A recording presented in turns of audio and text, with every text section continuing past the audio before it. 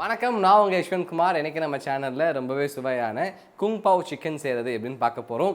நிறைய பேர் இந்த ரெசிபி கேட்டிருந்தீங்க. அதை கேட்ட ஒவ்வொருத்தருக்காகவும் டெடிகேட் பண்ணிக்கிறேன். இப்போ இதுக்கு தேவையான இன்க்ரீடியன்ஸ்லாம் ரெடியாக இருக்குது. நம்ம ப்ரிப்பரேஷன் ஸ்டார்ட் பண்ணிவிடுவோம்.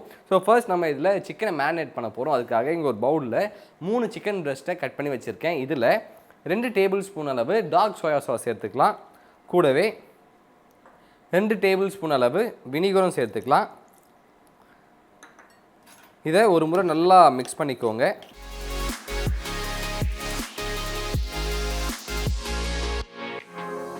இப்போது இந்த சிக்கன் ஒரு 15 நிமிடம் நல்லா மேரினேட் ஆகணும்.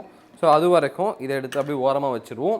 இப்போ இதுக்கு தேவையான ஒரு சாஸ் ரெடி பண்ண போகிறோம். அதுக்காக வேறு ஒரு பவுலில் 2 டேபிள் ஸ்பூன் அளவு சோயா சாஸ் சேர்த்துப்போம். கூடவே 2 டேபிள் ஸ்பூன் அளவு வினிகர் சேர்த்துக்கிறேன். அடுத்து 2 டேபிள் ஸ்பூன் அளவு சர்க்கரை சேர்த்து எல்லா இன்க்ரீடியண்ட்டும் ஒன்றோட நல்லா கம்பைன் ஆகிற அளவுக்கு இது ஒரு முறை நல்லா கிளறி விட்டுக்கோங்க. அண்ட் இது கூடவே நல்லா காரமாக இருக்கணும் அப்படின்னா நீங்கள் ரெட் சில்லியும் கட் பண்ணி ஆட் பண்ணிக்கலாம். இப்போ நம்ம சாஸும் ரெடி ஆகிடுச்சு. இதை எடுத்து அப்படி ஓரமாக வச்சுருவோம்.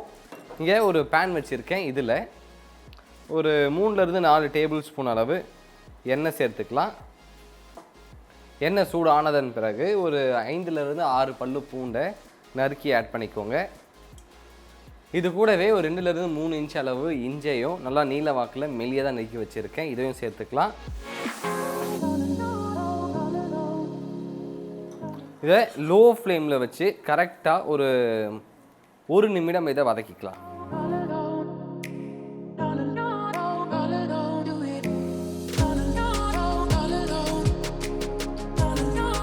பூண்டும் இஞ்சும் நல்லா வதங்கிடுச்சு. இந்த நேரத்தில் நம்ம மேரினேட் பண்ணி வச்சுருந்த இந்த சிக்கனை சேர்த்துக்கலாம். கூடவே இதில் ஒரு 2 பிஞ்ச் அளவு உப்பு மற்றும் ஒரு 15லேருந்து 20 காய்ந்த மிளகாய் நறுக்கி வச்சுருக்கேன். அதையும் சேர்த்துப்போம். இதே ஒரு முறை நல்லா கிளறி விட்டுக்கோங்க. அதன் பிறகு இது கூடவே நம்ம ரெடி பண்ணி வச்சுருந்த சாஸையும் சேர்த்துக்கலாம். இப்போது அடுத்து ஒரு 4லேருந்து 5 நிமிடம் இதை ஹை ஃப்ளேம்லேயே வச்சு நல்லா குக் பண்ணிக்கோங்க.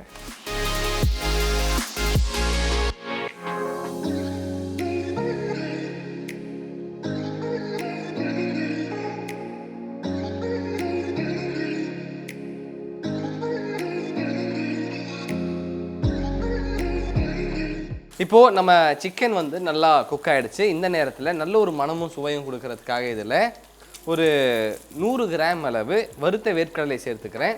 ஒரு 100 கிராம் அளவு நறுக்கிய வெங்காயத்தோன் சேர்த்துக்கலாம். இப்போது எல்லா இன்க்ரீடியண்ட்டும் ஒன்றோட நல்லா கம்பைன் ஆகிற அளவுக்கு இதை ஒரு முறை நல்லா கிளறி விட்டுக்கோங்க. இப்போது அடுத்து 1 நிமிடம் இது நல்லா வேகட்டும். அது வரைக்கும் நம்ம வெயிட் பண்ணுவோம்.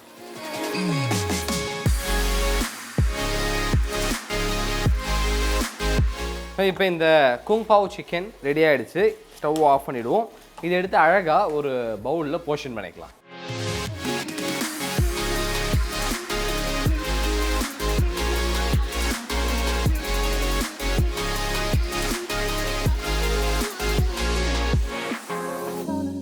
ரொம்பவே சுவையான சுலபமான குங் பாவ் சிக்கன் செய்கிறது எப்படின்னு பார்த்துட்டோம். இந்த ரெசிபி கண்டிப்பாக ஒரு சூப்பரான ஸ்டார்டராக இருக்கும். அண்ட் அது மட்டும் இல்லாமல் நல்ல ஒரு ஸ்நாக்காகவும் இருக்கும். நீங்கள் மறக்காம வீட்டை ட்ரை பண்ணி பாருங்கள். ட்ரை பண்ணி பார்த்துட்டு உங்களோட ஃபீட்பேக்கை கீழே கமெண்ட் பண்ணுங்கள். இதே மாதிரி இன்னொரு சூப்பர் ரெசிபியோட உங்களை நான் சந்திக்கிறேன். Until then, bye from Yeshwanth.